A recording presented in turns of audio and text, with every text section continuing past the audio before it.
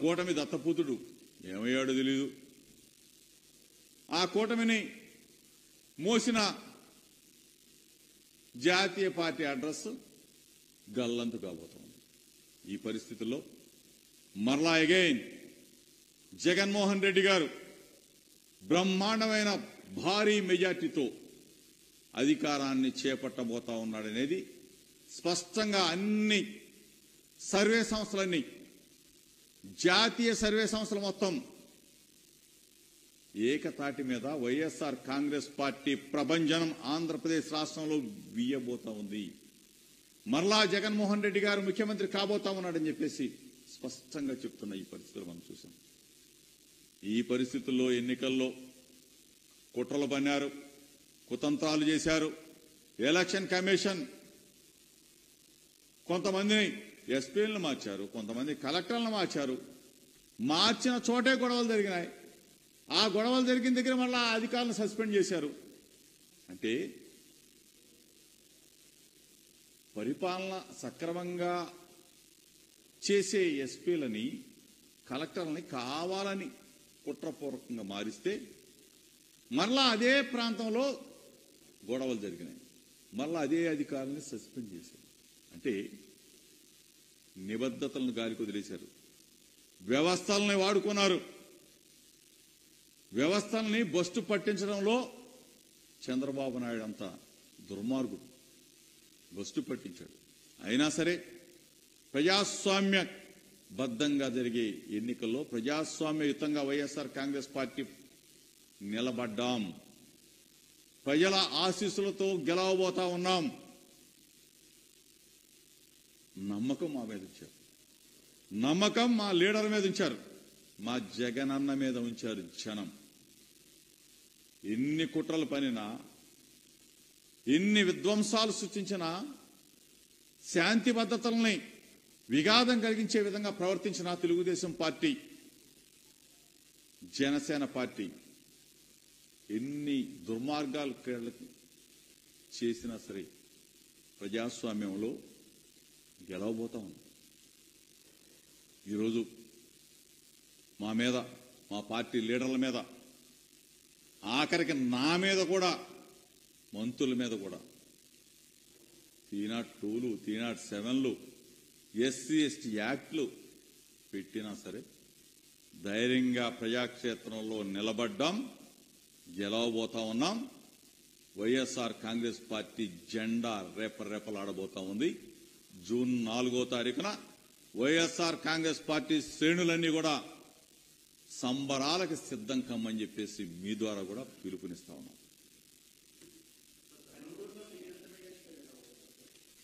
పెనమలూరులో బ్రహ్మాండమైన మెజార్టీతో గెలవబోతా ఉన్నాం. ఎందుకంటే ప్రజలు నమ్మారు, జగనన్నని దీవించారు, జగనన్నని మెచ్చుకో. ఎన్నిక ఎప్పుడు జరుగుద్దా? 5 సంవత్సరాలు జగన్మోహన్ రెడ్డి గారు మన కోసం సేవ చేశాడు, జగనన్న కోసం ఫ్యాన్ గుర్తు మీద ఓటు వేయాలని చెప్పేసి తహతహలాడారు. ఫ్యాన్ గుర్తు మీద ఓటు వేశారు.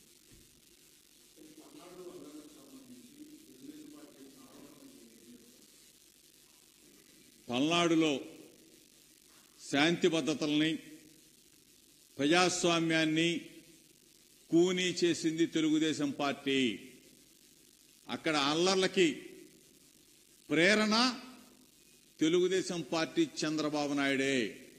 ఎక్కడ ఏది జరిగినా సరే రెచ్చగొట్టే కార్యక్రమం చేసింది చంద్రబాబు నాయుడే, తెలుగుదేశం పార్టీనే.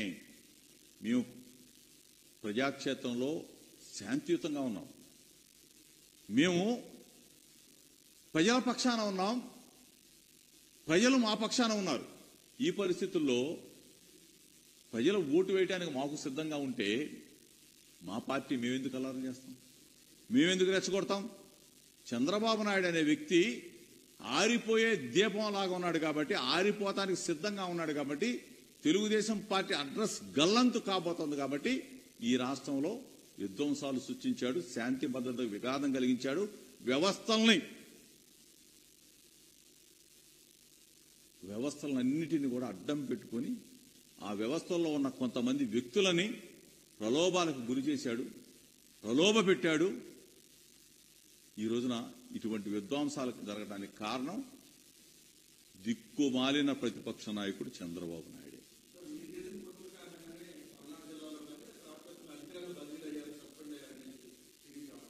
అసలు మేము కుట్రలు చేయాల్సిన అవసరం మాకేముంటుంది? అధికారులు ఉన్నారు, ఎలక్షన్ కమిషన్ వచ్చింది. ఆ ఎలక్షన్ కమిషన్ కి తెలుగుదేశం పార్టీ ఆ పురంధరేశ్వరి కొంతమంది అధికారుల మీద రిపోర్ట్ ఇచ్చారు. దాని ఆధారంగా ఆ జిల్లాల్లో ఉన్న అధికారులను మార్చారు. ఆ జిల్లాల్లో ఉన్న అధికారులను మార్చారంటే సమర్థవంతులు, అంతకన్నా సమర్థవంతులను వేస్తారని అనుకుంటాం కదా. మరి అక్కడే అల్లర్లు జరిగినాయి, అక్కడే ఇబ్బంది పెట్టారు, మళ్ళీ ఆ అధికారులనే సస్పెండ్ చేశారు. అంటే ఉన్న అధికారులు సమర్థవంతులైతే ఆ సమర్థవంతమైన అధికారులను తీసేసి అక్కడే మళ్ళీ కొంతమంది అధికారులు వేసి అక్కడే వాళ్ళని సస్పెండ్ చేశారంటే వ్యవస్థను ఏ విధంగా మేనేజ్ చేశారు? వ్యవస్థను ఏ విధంగా వాడుకున్నారు? అల్లాలకు ఏ విధంగా పాల్పడ్డారు?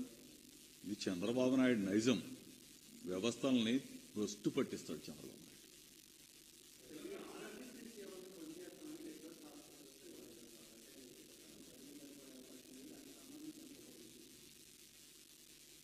ఆరోగ్యశ్రీ అది మా పేటెంట్. డాక్టర్ వైఎస్ రాజశేఖర్ అంతకుముందు చంద్రబాబు నాయుడు వదిలేసి వెళ్ళిపోయిన 1800 బకాయిలనే మా ప్రభుత్వం, మా జగనన్న మేము మరలా 1800 కోట్ల రూపాయలు బకాయిలు కట్టి ఆరోగ్యశ్రీని మరలా గాడిలో పెట్టి ఈరోజు ఆరోగ్యశ్రీ మరలా రేపు మేము రాబోతా ఉన్నాం కదా. జగనన్న మరలా ముఖ్యమంత్రి కాబోతా ఉన్నాడు. ఏ బకాయిలు ఉన్నా కానీ తీర్చేస్తాం, ఆరోగ్యశ్రీని గాడిలో పెడతాం, ప్రజల ప్రాణాలను రక్షిస్తాం. చంద్రబాబు నాయుడు కనపడబోతే ఇద్దరిని అడగాల, రేపేం చెప్తారో చూడాలి. ఇద్దరు రైటు లెఫ్ట్ ఏం చెప్తారో ఈ రామోజీరావు గారు, ఈ రాధాకృష్ణ గారు. ముందు వీళ్ళిద్దరికి ఇబ్బంది చంద్రబాబు నాయుడు కనపడకపోతే, ఎందుకంటే వీళ్ళిద్దరే పట్టుకొచ్చేస్తారు. అందుకనే కదా ఈ బాధలు, ఎక్కడ పోయాడు తెలియకుండా పాపం. ఎవడన్నా ప్రతిపక్ష నాయకుడు ఈ దిక్కుమాలినోడు కాకపోతే నేను పలానా చోట పోతున్నాను, నా కంటి ఆపరేషను లేదా నా గుండె ఆపరేషను, నాకు లేదా నా కడుపుల నొప్పి ఏదో చెప్తాడు అన్న పోయి. ఒకడేమో ఆరోగ్యం బాగాలేదు పోయాడు అంటాడు, ఒకడేమో విశ్రాంతి కోసం విహారయాత్ర పోయాడు. ఏది నమ్మాలా? ఎక్కడ కనీసం ఎక్కడ పోతున్నారో కూడా ప్రతిపక్ష నాయకుడు చెప్పకపోతే ఏంటిది? ఇంత దుర్మార్గంగా ప్రతిపక్ష నాయకుడు మీ గురించి మేము ఆందోళన పడాలా? నువ్వేమో హ్యాపీగా ఏడ దొంగన్నావు తెలీదు, ఏడ డబ్బులు దాచుకున్నావు తెలీదు, నీ గురించి మేము ఆందోళన చెందాలా? ఏంది ఇది? ఒక మొక్క చెప్పిపోతే బాగుండు కదా. ఓకే అన్న.